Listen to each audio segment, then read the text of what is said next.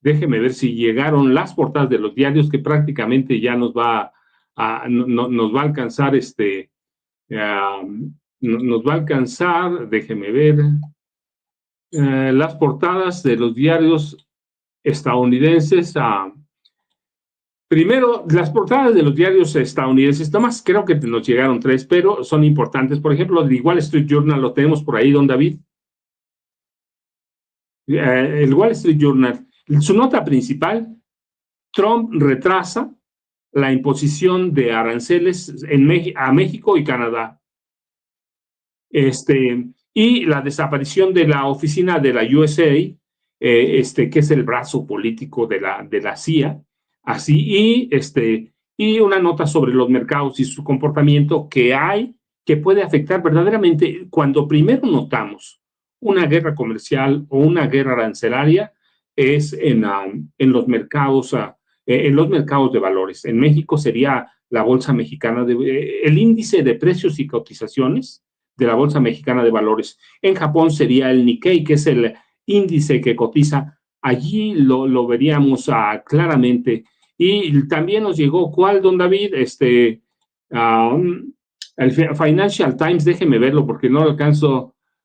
Los mercados rebotan o regresan después de las pláticas de Claudia Sheinbaum Pardo con el presidente Trump y la posposición de aranceles a los productos mexicanos. Es decir, una vez que hubo un arreglo, aunque sea momentáneo, dijeron ellos un mes, los mercados se tranquilizaron. Es de veras, lo primero que afectan a problemas como los de las tarifas, es eso, los mercados. Así que hoy amanecen en calma. Ya vimos por lo menos a 2 periódicos regresaron las pláticas de la presidenta Claudia Sheinbaum Pardo, Financial Times y Wall Street Journal, que son 2 de los periódicos financieros o económicos más importantes en el mundo, le dan prácticamente su nota principal. Y déjenme ver, tenemos una de última hora. Dice: el Reino Unido acogerá el próximo 19 de mayo la primera cumbre con la Unión Europea tras el Brexit. Es decir, en todos lados va a haber movimiento, pero lo importante es que el diálogo de la presidenta Claudia Sheinbaum Pardo con el presidente Trump, que terminó en posponer la entrada de los aranceles, que ni siquiera sabemos si va a ser, ha calmado a los mercados en todo el mundo, en todo el mundo, porque lo primero que se notó ayer, yo les dije, es el índice de la bolsa de valores de Japón. ¿Por qué? Porque ellos cierran primero en nosotros, están prácticamente no sé cuántas horas, como 12 o más, adelantados. Así que estabilizó a los mercados y en eso déjeme decir a toda la gente que hoy sumó a las voces del pueblo. La decisión de Trump tiene sus trasfondos también en los mercados, uno, que es muy importante, pero también porque las empresas estadounidenses advirtieron que traspasarían el costo de los aranceles Trump, así los llaman ahora los aranceles Trump, a los consumidores. El presidente de la Reserva Federal de Atlanta, que es el Banco Central de Estados Unidos, pero allá lo tienen bien dividido, Ralph Bostic, confirmó que las empresas tienen previsto pasar directamente a los consumidores el aumento de los aranceles de importación. Pero no están seguros cuánto va a representar, pero dice, los productores, los empresarios no lo van a absorber.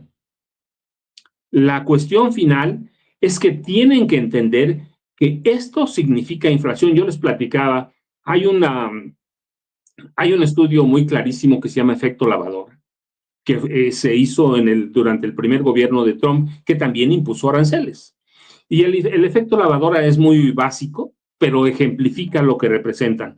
Al final, después de imponer aranceles, las lavadoras, que son un aparato de uso común, de uso doméstico, sufrieron un aumento de 12%. Es decir, sí afectan a la clase a la clase trabajadora de Estados Unidos. Y yo les decía, pues también a los mexicanos, a los venezolanos, a todo mundo que vive en Estados Unidos, los afectan. Así que va a significar inflación. Para mí, la respuesta es, ¿qué podemos esperar de Trump? Pues es un fascista, un xenófobo y todo lo que implican estas palabras muy cercanas al nazismo, al supremacismo, además de traidor, porque ha traicionado a los latinos que votaron por él, ¿sí? Pero tonto no es, ¿eh? Tonto no es. La economía latina es muy grande y ahora sí se los resumo rapidísimo. ¿Por qué? Porque estamos, no sé a qué hora va a empezar la mañanera, pero ya estamos prácticamente ya nada más estoy esperando a que don David, que ya vio la pantalla abierta, vean, ya está la pantalla abierta, que llegue la presidenta Claudia Sheinbaum Pardo, pero se los explico, se los resumo como, como yo hice mis apuntes. No eran para para el noticiero de la mañana, que es el de Toño Ruiz, eran para la mesa que iba a tener en parte con el licenciado César Gutiérrez Priego y con Pepe Rebeles, pero yo les decía, los latinos representan 3.2 billones de dólares desde 2020.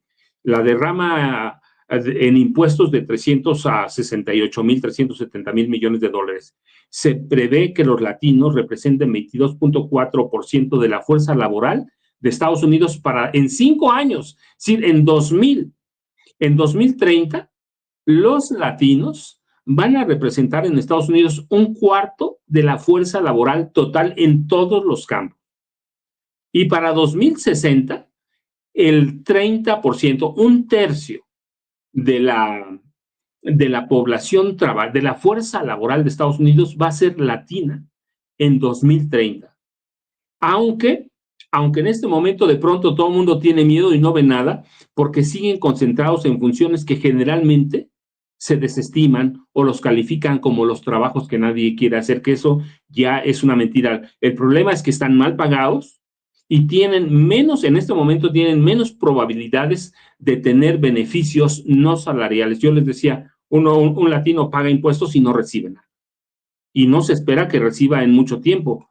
Hay una brecha en los ingresos entre las comunidades estadounidenses, llamémosle blanca, y la comunidad latina, de 288.000 millones de dólares anuales en los ingresos, entre trabajadores blancos y no latinos. Esa es una brecha grandísima, porque representa no solo la pérdida de oportunidades económicas, sino que tiene implicaciones significativas para la capacidad de los latinos de crear empresas, generar riqueza y participar plenamente como consumidores. Es un escenario gravísimo, pero la clase laboral de latinos en Estados Unidos crece, es la que más crece. En 5 años van a ser un cuarto de toda la fuerza laboral. Por eso yo les decía, ¿hay miedo? Sí, hay miedo. Hay miedo y siempre va a haber. Y siempre va a haber. Y déjenme darle otros datos que son, en un escenario de paridad, los salarios de los trabajadores latinos podrían ser más de un 35% más altos y 1.1 millones de latinos adicionales podrían unirse pronto a la clase media en los próximos años. Así que es una población vibrante, trabajadora, que genera millones y miles de millones o billones de dólares, ¿sí? En derrama económica, pero no la entendemos. No la entendemos, ¿por qué? Porque tenemos miedo. Así que hay que salir a la calle, hay que protestar, hay que hacer llegar videos, hay que entender que los latinos crean más empresas y tienen mayores tasas de movilidad intergeneracional. Pero si nos quedamos callados y nos quedamos con miedo, pues nunca vamos a avanzar de eso. Hay que salir y sí, lamentablemente yo se los digo, no se los digo ahora, lo dije antes, a algunos les va a tocar. Les va a tocar, los van a regresar. Los van a regresar, ¿por qué?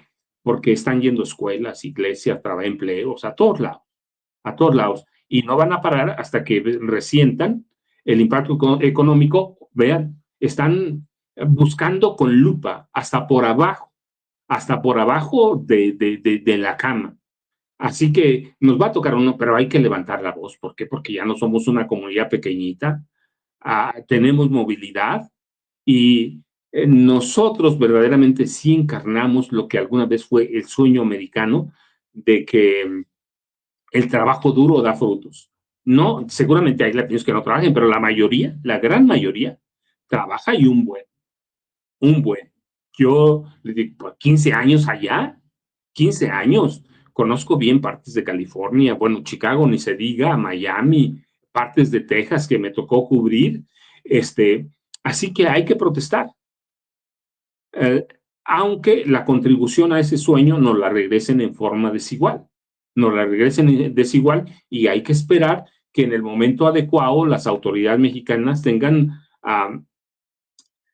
la oportunidad de presentar programas para regularizar a los migrantes mexicanos. En estos momentos no se puede aunque quisieran, no se puede. ¿Por qué? Pues por todo lo que estamos viendo. Los latinos se enfrentan a barreras similares a las que acabaron superando las oleadas de migrantes que los precedieron. O sea, siempre ha sido igual. Pocos ingresos, poca riqueza, pero lo que hemos hecho no es suficiente, no es suficiente. Y si en algún consulado de México les dicen que no puede, hay que quejarse, déjenme ver, no creo que todavía no llega, podemos platicar otros minutos, ya, bueno, ya nos pusieron la pantalla, no, todavía no, todavía no llega, así que hay que entender lo que está pasando, hay que entender Estados Unidos y de pronto es desesperante. Por ejemplo, esta señora que mandó su voz del pueblo y decía, mi esposo está enfermo. ¿Cómo me regreso? Pues hay que insistirle a las autoridades. Hay que escribir sin censura. Otros sitios que también son muy abiertos, hay que darlo a conocer de todas las formas, de tal forma que eventualmente Estados Unidos se vea superado en todo eso. ¿Se va a poder? Yo digo que sí se puede, pero claro, hay que tener mucha paciencia y perder el miedo. Perder el miedo, ¿por qué? Porque de pronto el discurso de Donald Trump, mire, ya llegó la mañanera, al rato nos vemos, hay que escuchar a la presidenta Claudia Sheinbaum Pardo. Buenos días.